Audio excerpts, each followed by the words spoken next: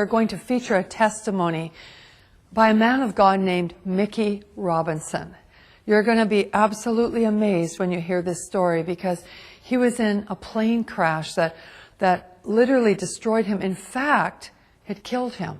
And yet he's alive to tell the tale. Hold on to your seats right now and listen to this amazing, outstanding testimony of the goodness of God. I'd never met anybody who ever told me about anything personally knowing God or anything supernatural other than historically what I knew from stories from the Bible.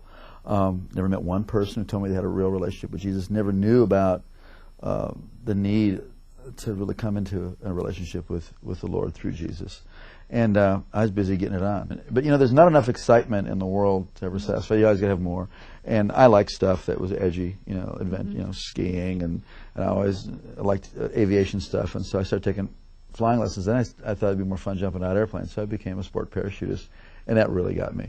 I mean, I became obsessed with skydiving. It really consumed my life. My existence revolved around that 30 to 60 seconds in free fall and that 5-minute parachute ride. Then I had to do it again. It's like a drug, you know. It's it's almost good. Like an addiction. Oh, totally. And then all of a sudden, one night, all that was going to change. Shortly after takeoff, I don't really recall much because I was kind of dozing off, sitting next to the pilot, or actually sitting on the floor next to the pilot where we moved the seats in this new aircraft. And I was awakened by a sound unfamiliar to me. It was the sound of the motor going completely silent. Uh-oh. And the pilot turned to me and he slapped me. He says, "That's it, we're going down." So we just pitched forward and we plummeted straight down at over 100 miles an hour. And what was seen out of the cockpit, and this was told to me, I don't recall this, but we were going straight to the ground and we're headed right towards a gigantic oak tree. We did hit that tree going, like I said, over 100 miles an hour, and my face stopped my body going 100 miles an hour. So then the airplane cartwheeled on its wings and slammed into the ground. If you see pictures of the aircraft, it doesn't look like anybody could survive this.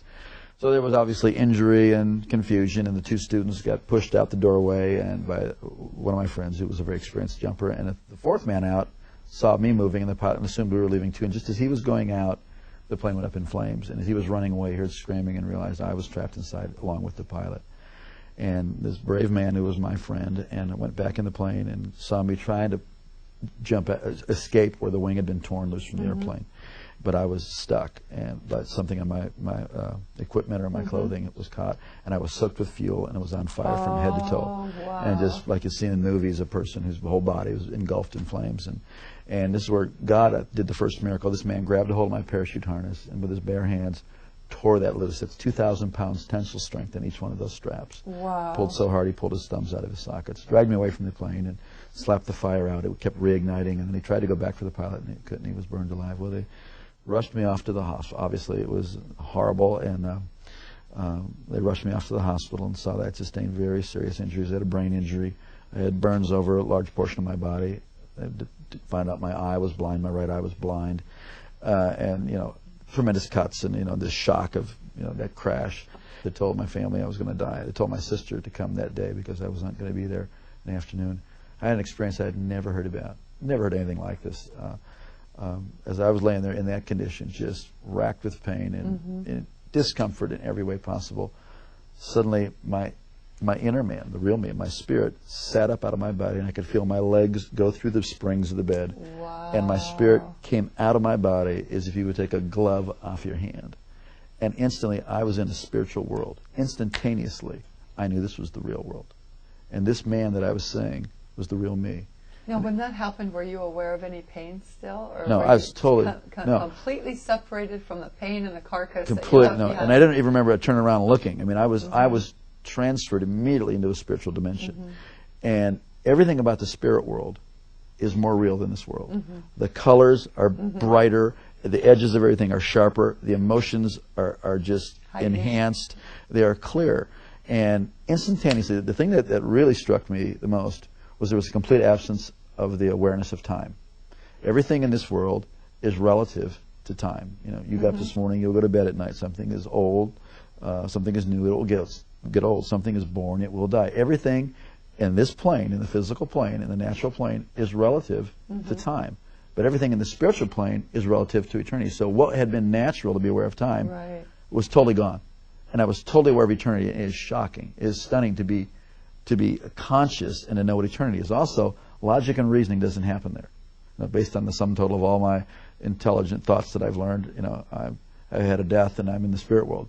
It's like you just know that you know that you know. It's like having a revelation constantly, and it was incredible. And I knew I was traveling. I could feel, that I was traveling. And as I looked ahead, there was this pure white light. It was whiter than the whitest snow and brighter than 10,000 suns. And yet I could look right at it, and it was compelling. And it was like I was being towed. I was being towed like a tractor being. And as I was looking, I could feel this anticipation. Wow. But then simultaneous to that, on my right side, I could feel something, and I looked, and there was this blackness sweeping. Now, this blackness, as I looked at it, instantly I was aware of its complete nature. It was eternal, like I was experiencing eternity. It was without any matter. It was without any life. It was void, and it was forever non-negotiable, cut off from the source of all life. And the more that I looked at it, the faster it would sweep. And the more that occurred, the more intense the feeling of the nature of being cut off and sealed forever and separated. It is horrific. Yes. Horrific. You would not. I used to never be able to stand to be near anybody who could say go to hell after that. Because you wouldn't want the worst person. No. You wouldn't want Adolf Hitler, bin Laden, Saddam. You wouldn't want any human being to ever go in there. It was so horrible. And as that was sweeping, it got down to, it was eclipsing this light. So there was just it was like you're in a room and you close the door, a dark room, and there's a little space between the door and the door jamb. It wasn't a doorway. This was a real place that I was seeing and that I was feeling. And as it was closing, it was eclipsing. And now I'm standing on the very edge, the precipice of eternal separation. And I scream out of my spirit, I'm sorry, I want to live. Give me another chance. And just before that was to close, I was standing in the presence of Almighty God. Whoa. And instantly I knew I would never die for eternity. And that's mercy. It's unbelievable. Wow. And instantly I knew that this being who was off on this side of me, who I didn't see, but I was standing in this river of golden radiation. It looked like a moving river of golden light. And this river went that way, it went that way, it was underneath me, it was going right through me. And this river was alive. I don't know how to describe it, except that this called the River of Life. This river was alive, and it's going right through me, and I'm more alive than anybody can imagine. I mean, this is the height of the experience of life. It filled up with life, and somehow I knew this being was going to take care of me for eternity. I didn't see the New Jerusalem. I didn't see any angels in heaven. I didn't see any people who had gone before me. This was the max. So I was so filled with just the love and all of God's majesty, all of His authority, all of His love, everything was just flowing through me. I was like vibrating like a tuning fork, the very essence of God's nature. But when God spoke to me, and not in a language like you and I are talking now, but the knowledge of His purpose, the word of His purpose, came in through that same light. And I was taken back to the same way I left, so like being reeled in like a kite, and I went down through space and time, this dimension.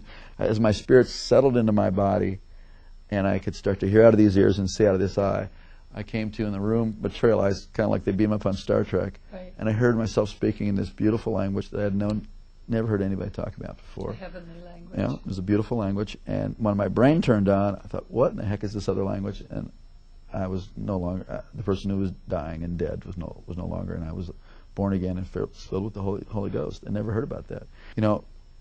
For years I wondered, what was that blackness, and why did it sweep down to where it was just a sliver, like about a half-inch of white light? And years later, God revealed it to me. It was really a historical record of my life. That for all the years that I had lived, I was in darkness. And God gave me a space to cry out to Him. And in that space, it changed my future, my destiny, my whole purpose. God loved me the whole time. God was with me. But, please don't wait until you're that desperate. We're desperate right now, and He's with you, and you have a chance today to cry out to God. It's not complicated. It's not religious. I mean, certainly my prayer wasn't all that complicated, and it wasn't about religion. It was about I needed life, and there is no one of us before God that doesn't need the whole life that He has to offer. It's usually fear that keeps us from doing that, or like we're afraid, well, I'm not good enough. That's the whole deal. We need God.